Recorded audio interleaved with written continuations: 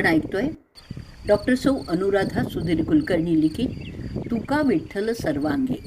आजचा भाग आपला चालला आहे 33वा. राम म्हणता रामची होई जे. विठ्ठलाचे एकनिष्ठ भक्त असलेल्या तुकारामांनी श्रीरामावरही सुंदर अभंग लिहिलेले आहेत. त्यांच्या साध्या सरळ शब्दांमधल्या अर्थसघनता पाहून मन खरोखरी थक्क होतं. ते म्हणतात, रामा वनवास तेणे वोस सर्व देश. तर 666वा हा अभंग आहे. राम वनवासात गेलाय तेव्हा सारी अयोध्या नगरी ओस पडल्यासारखी झालेली होती. हा जरी याचा सरळ अर्थ असला ना तरी तुकोबांचं हे एक जणू विधान आहे की ज्यावेळी रामाला वनवास घडतो म्हणजे जीवनातला सात्विक आदर्श ज्यावेळी दूर सारला जातो त्यावेळी सारे जगणं सत्वहीन होऊन जातं. जगण्यात काही राम उरतच नाही. जर आपल्याला सन्मार्गाने चालण्याची इच्छा असेल, नीती धर्माचं यथायोग्य पालन आपल्या हातून घडावं असं वाटत असेल आणि अखेर जीवनमुक्त व्हायचं असेल तर फक्त आणि फक्त रामाचं स्मरण करावं. हृदयात रामाचं स्मरण आणि कंठात रामनाम असताना हातून सत्कृत्यच घडेल याची ग्वाही तुकाराम देतात. राम म्हणे वाट चाली यज्ञ पावला पाऊली. राम म्हणे करिता धंदा सुख समाधी त्या सदा. राम म्हणे ग्रासो ग्रासी तोची जेविला उपवासी. राम म्हणे भोगी त्यागी कर्म न लिंपे त्या अंगी. ऐसा राम जपे नित्य तुका म्हणजे तो जीवन मुक्त. रामनाम घेत घेत जो जीवनाची वाटचाल करतो तो आपल्या प्रत्येक पावला गणित यज्ञच करत असतो. रामनामाचं चिंतन करीत जो प्रपंच धंदा करतो त्याच्या कर्मांना रामाचं अधिष्ठान मिळून तो सता सुखसमाधानातच राहतो. जेवताना प्रत्येक घासाला जो रामनाम घेतो त्याला जेवूनही उपवासाचं पुण्य मिळतं.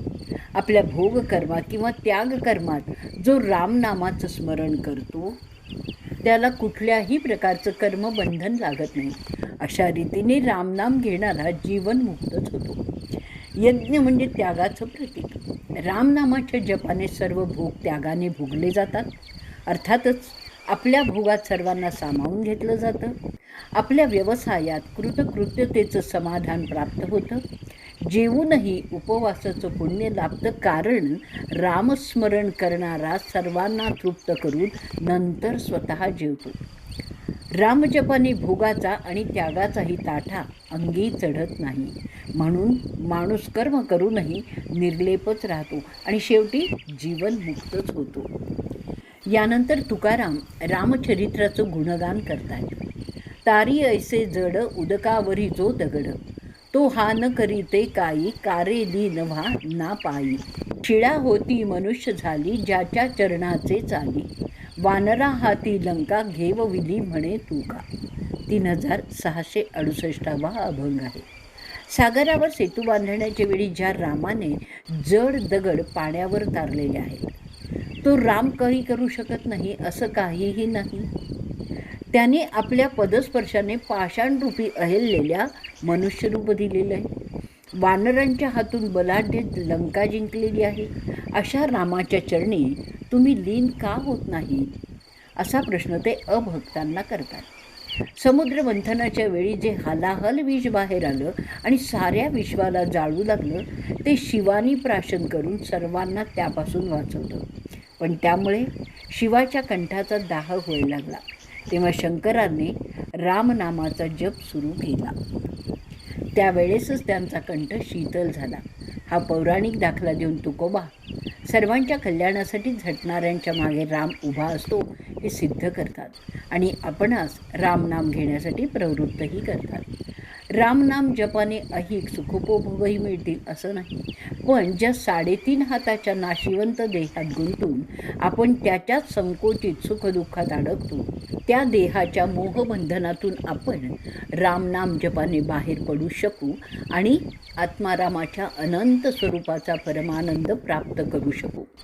स्वतःहून सुटण्याची किमया रामनामाने साधते. चराचरात भरलेल्या आत्मारामाशी एकरूप होता येतं आणि हेच महनीय तत्त्व तुकाराम आपल्याला रामगीतेतून सांगतात.